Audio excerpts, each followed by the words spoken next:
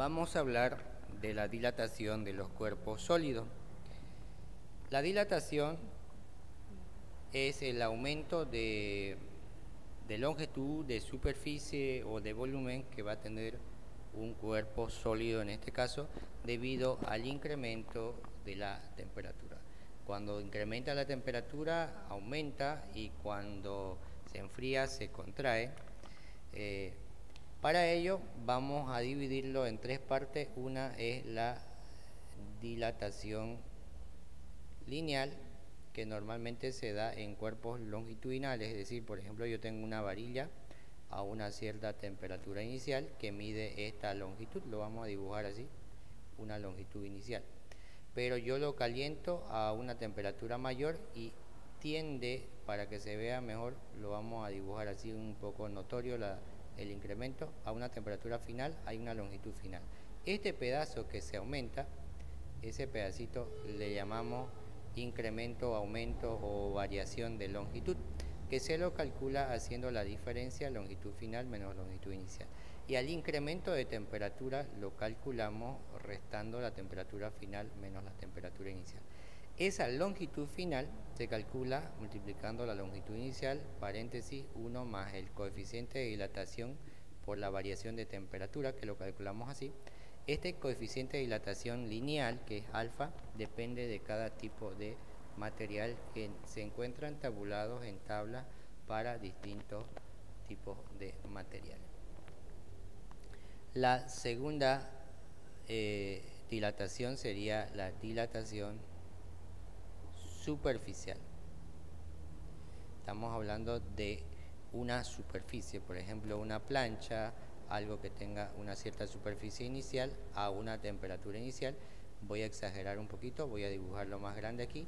Se va a hacer una superficie final que es mayor que la superficie inicial, pero a una temperatura mayor. A esa variación de superficie se lo obtiene restando la superficie final menos la superficie inicial, ese incremento de superficie o variación.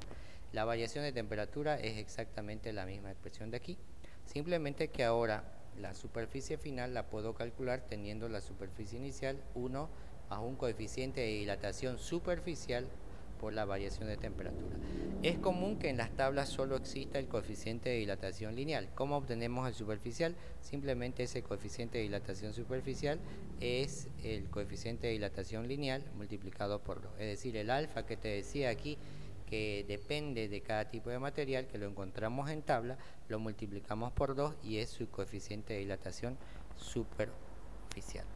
Y como tercera tipo de dilatación tenemos la dilatación, estamos hablando de dilatación de los cuerpos sólidos, dilatación cúbica, le voy a poner cúbica o volumétrica, es exactamente lo mismo,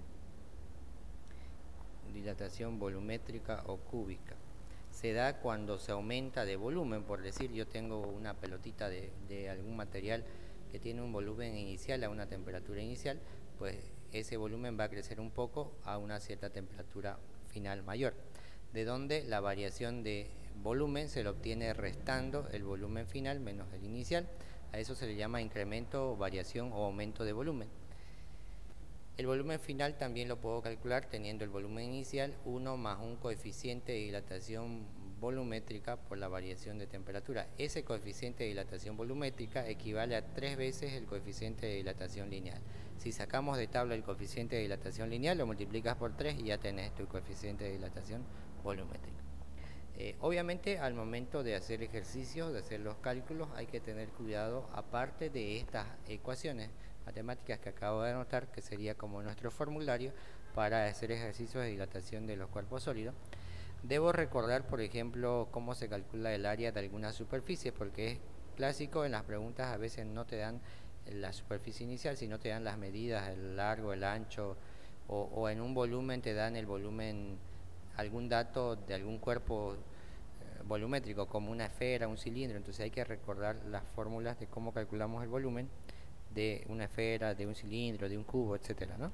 Aparte de las expresiones que sí le corresponde a la dilatación de los cuerpos, que son las que te acabo de escribir.